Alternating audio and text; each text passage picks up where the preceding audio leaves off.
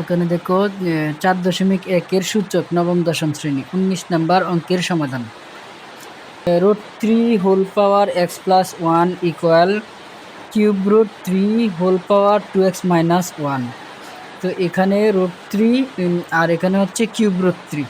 তো আমরা জানি সবসময় রুটকে যদি ভাঙি তাহলে লিখতে হবে 1/2, আর কিউব রুটকে যদি আমরা ভাঙি তাহলে লিখতে হবে 1/3।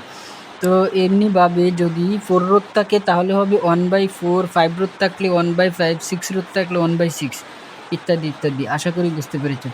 তারপর দেখো পরবর্তী লাইনটা 3/3। এই রুটকে ভেঙে লিখলাম 1/2 whole power x plus 1 equal 3/3। Cube রুটকে ভেঙে লিখলাম 1/3 whole power 2x minus 1 same দিয়ে দিলাম।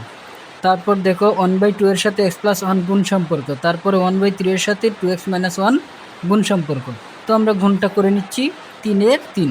1/2 এর সাথে x প্লাস 1 গুণ করলে 1/2 এর সাথে x প্লাস 1 গুণ করলে হবে x প্লাস 1/2, কারণ উপরে শুধুমাত্র 1, তো 1 দিয়ে সাধারণত গুণ করলে যা আছে তাই হবে, ইকুয়ালের ইকুয়াল 3/3।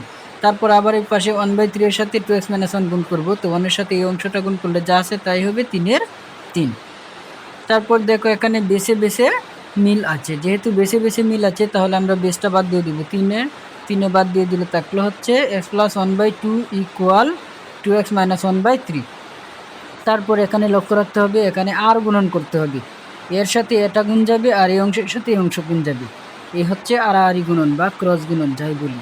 তো আমরা গুণটা করে নিচ্ছি। তো গুণটা করার সময় একটা জিনিস লক্ষ্য রাখলে সবচেয়ে সুবিধে হয়। তো দেখবে এই এক্সের সংখ্যা কোন দিকে গুণ করলে বেশি হয়। তো এখানে হচ্ছে 2, এখানে হচ্ছে 2x, তো 2 দুগুণে 4, আর এখানে হচ্ছে 3, এখানে হচ্ছে x, 3x হবে। তাহলে অবশ্যই এই অংশটা আগে লিখতে হবে, তাহলে অঙ্কের সমাধানটা সহজ হয়ে যাবে। তো 2 এর সাথে 2x মাইনাস 1 গুণ করলে হবে 4x মাইনাস 2 2। তারপর এই পাশে গুণ করলে হবে 3x প্লাস 3 3। তারপর দেখো 4x এর 4x, এই দেখো এ পাশে 3x, এর আগে মনে মনে এই জায়গায় একটা প্লাস চিহ্ন আছে, তো আমরা এই পাশে নিয়ে আসবো, তাহলে হয়ে যাবে মাইনাস চিহ্ন, মানে স্থান পরিবর্তন হয়ে গেল, তার জন্য চিহ্ন পরিবর্তন হলো, তো -3x হয়ে গেল। তারপর 3 তো এই 3-এর আগে প্লাস চিহ্ন আছে, প্রথমে প্লাস চিহ্ন দেওয়া লাগে না। তারপর হচ্ছে 2, এই 2-এর আগে মাইনাস চিহ্ন আছে, ওই পাশে চলে গেল, হয়ে গেল প্লাস চিহ্ন। তো 4x থেকে 3x চলে গেলে থাকলো শুধু x, আর 3 আর 2 হয়ে গেল 5, সুতরাং x = 5। এই হলো কাঙ্ক্ষিত ফলাফল।